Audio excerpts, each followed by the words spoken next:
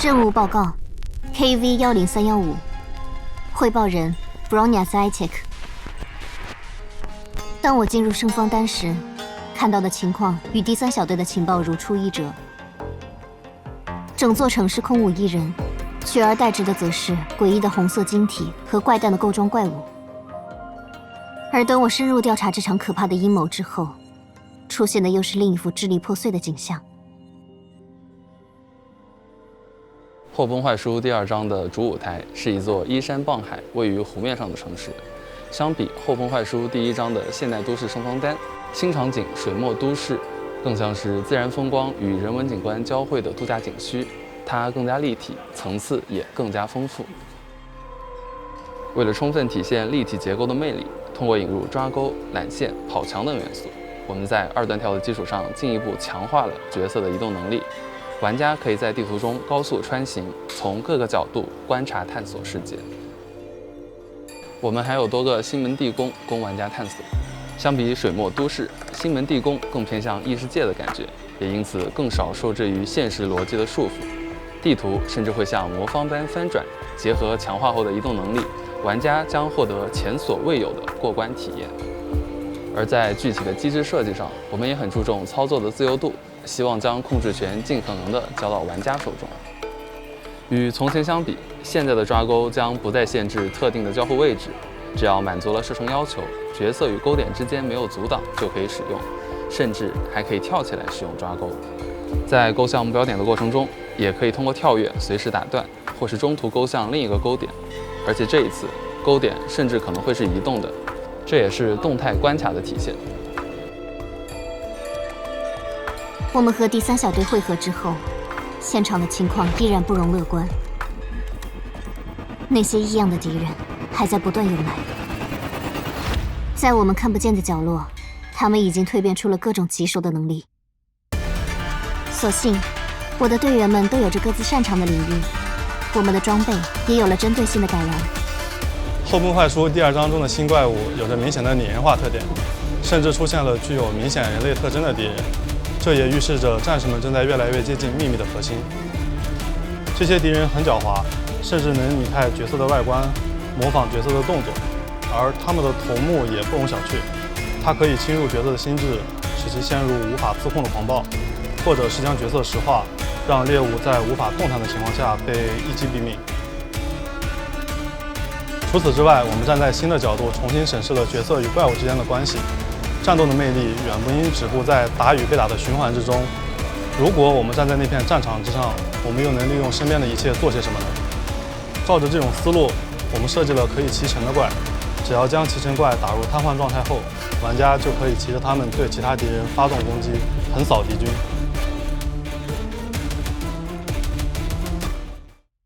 那新面孔的出现也给战斗带来了不同可能性。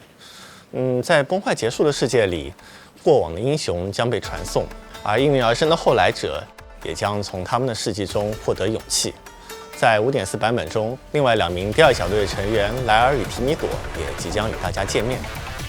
不同于以往的角色，这次我们尝试将武器安装在了角色的腿部，让提米朵这位看上去害羞可爱的女孩以脚上的冰刀作为接力的武器。作为一个滑冰手，提米朵的冰刀可以喷气造冰，它会在优美流畅的滑冰动作中释放踢技与冰雪组合攻击。它可以运用这2种类型的攻击，使出丰富多样的招式组合。为了让提米朵真正成为一名冰面上的舞者，我们在制作前期参考了大量花样滑冰的资料，从中汲取灵感，让她的招式更加赏心悦目。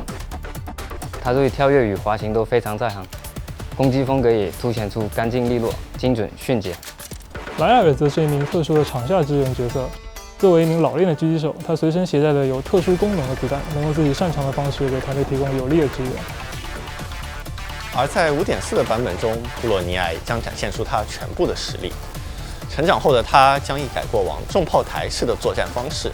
而是能够轻盈地在战场中穿梭。那作为后崩坏书中第1位远程角色，布洛尼亚将能够在更安全的位置与敌人周旋。而当敌人一旦暴露出弱点，他也可以迅速地接近敌人，给予敌人致命一击。他的武器兼顾了远程与近战的功能性，能够从手枪变成光剑，还能与僚机组合出重炮模式，让他对各种各样的战斗场合游刃有余。布洛尼亚身上的科技感一直让人印象深刻，在他自身形象焕然一新的同时，我们也想用这种特质作为串联时间的线索，保留他过去的影子。他拥有专属的开镜狙击功能，我们也为此专门制作了武器变形、组合的动画。在他狙击瞄准的时候，舰长们就可以感受到这个变换过程。布洛尼亚的加入象征着我们新增了地对空和空对地的战斗体验。他会和2个新队员一起，把崩坏3战斗系统的想象力提升到一个新的维度。成长后的布洛尼亚也将不仅在后崩坏书中登场，他也将上舰陪伴大家。虽然在后崩坏书之外，伊卡洛斯核心的机能会受到一定的限制，但我们在保留他基本远程作战能力的同时，也赋予他一项全新的能力，那就是召唤强化门到场上进行辅助作战。它远程攻击的子弹在穿过强化门时会产生分裂，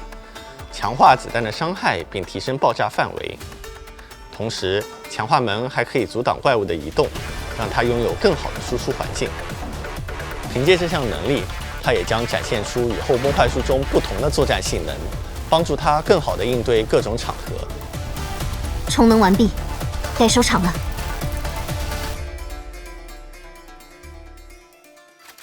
没想到时隔多年，我会又一次站在战场之上。这8年间，崩坏的威胁远不及当年那般可怕，我也有了新的身份。但在有需要的时候加入战斗，仍然是我的使命。很多人都很好奇，大崩坏结束后的8年间，布洛尼亚经历了什么，让他变成了现在这个样子。出于对游戏的热爱，他先是加入了动画公司 ET Studio。是从制作人兼原画设计师瓦尔特·杨，后来他如愿以偿成为了一名游戏制作人，并开发了 ET Studio 的第1款电子游戏《阿拉哈托》。此外，他还是一名小有名气的赛车手。现在的布洛尼亚和这个世界和他人有了更多层面的交流。但他究竟成长成为什么样子，在原画概念阶段是很抽象的。最终，我们决定在保留他标志性刘海的基础上，用一条不对称的修身长裙来概括我们的想象。裙子上曲线流畅的花纹，精致的配饰，想让大家一眼就能看出布洛尼亚风味的优雅与从容。为了突出它和其他角色相比更加硬核的感觉，我们为它专门设计了一件羽翼外形的机械披风。当然，这个披风也是根据我们后崩角色轻量化装甲的概念而设计的，使它和长裙浑然一体，就好像它的多重身份都完美的融合在了一起。能够在不同身份之间自如的切换，这是布洛尼亚的经历给予他的馈赠，也让他的性格变得更加的成熟。大家可能已经注意到，他的自称由布洛尼亚变成了我，虽然偶尔可能会说错。他和队员间的互动，让你觉得他是一个非常好沟通的人。他的冷或者说酷，其实只是因为他处变不惊的性格，而且就算觉得麻烦，他还是会担负起队长的职责，好好的引导和保护他的队员们。可以说后崩坏书的布洛尼亚相比以前有了属于大人的从容。导致了圣方丹一系列异常事件的幕后黑手终于要浮出水面了，而对崩坏小队将要面临的是更加超乎常理的环境与更加匪夷所思的敌人。后崩坏书第2章将于12月16号正式开启，期待大家能和战士们一起并肩作战，在这里生存下去，直至解开一切的谜题，在门扉开启之前。只要这个世界陷入了危机之中，我都会重新回到战场，直到这场灾难彻底终结。以上，对崩坏小队第2代旅队长 Bronya Zaitek 报告完毕。